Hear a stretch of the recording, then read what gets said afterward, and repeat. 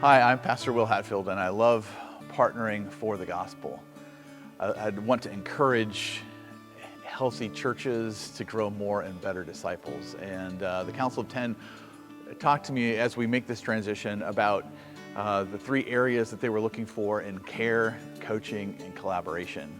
And this one is about care. And just I really appreciate how Tim Capon, our current and retiring state rep, how he visited churches and cared for the churches. He visited churches without having an agenda, just to get to know people, to encourage them, to get to know the pastors, and I want to continue to do that. We also facilitated various retreats, hosting them, whether it was at IARBC or other places, in order to just encourage churches, help them to feel connected and moving forward, and we want to continue to do that. I'd like to continue that momentum as I visit churches, to connect intentionally with the pastors, to get to know them, get to know their heart, get to know their prayer requests, and be able to encourage them in the process. Because I want to help churches to both know and learn from one another in regards to just the ministry that we have here in Iowa.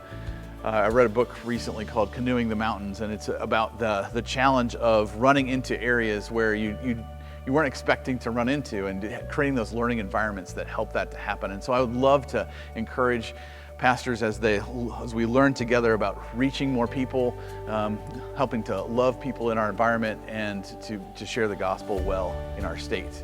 I'd also like to help pastors to slow down. I think we live in a fast-paced world with a lot of pressure sometimes involved in our ministries, and that learning how to slow down, connect with God, connect with our families, to be better at just resting in what Christ has done for us, and knowing that He's in control of our ministries and we can trust Him with our ministries, I think that's really important.